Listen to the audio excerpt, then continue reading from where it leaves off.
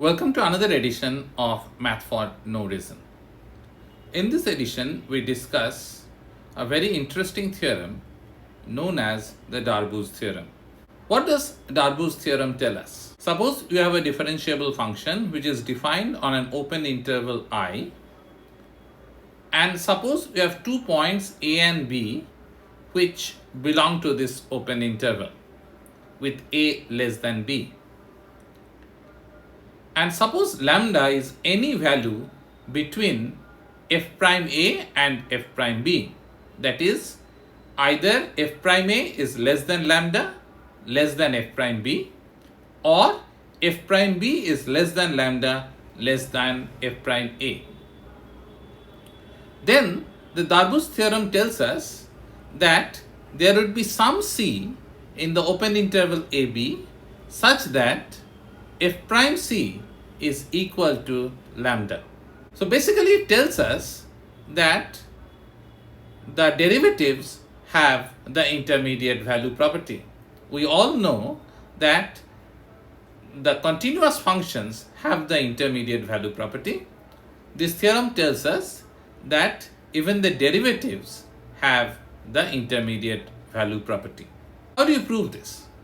Now let us assume that f prime a is less than lambda, less than f prime b. And we define the auxiliary function gx, which is equal to fx minus lambda x. Since f is differentiable and x is also differentiable, therefore fx minus lambda x is differentiable on the open interval I. If we take the derivative of g, we get g prime a is equal to f prime a minus lambda, and we note that this is negative. Again, if you look at g prime b, that is equal to f prime b minus lambda, and that is positive. Thus, we have at the point a, g is decreasing. That means if we have a neighborhood of points near a, then the values of g in that neighborhood is less than ga. Since g prime b is positive, the function g is increasing near the point b. So if we consider points which are near b, then we see that the value that g takes in that neighborhood is actually less than gb. So g has values smaller than gb in a neighborhood of b. Now g cannot attain its minimum at either endpoint a or b. Why? Because the values near the point a is less than ga, and values near b are also less than gb. So therefore g cannot attain its minimum at either of these points a or b. So the function g must attain its minimum in between the points a and b. Now why should it have a minimum?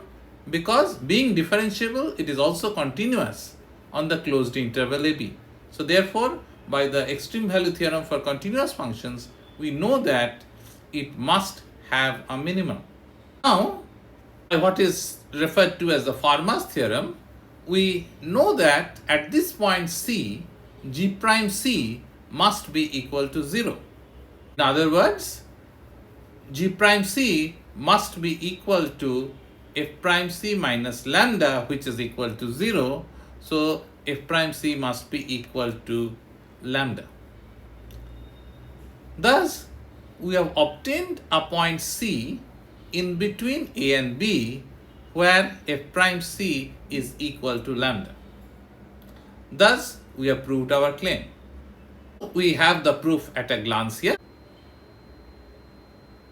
The main conclusion that we have from Darboux's theorem is that the derivatives have the intermediate value property. It cannot skip any value. And this is true even when the derivative is discontinuous. So this also tells us that While all continuous functions have the intermediate value property, it is possible to have the intermediate value property without the function being continuous.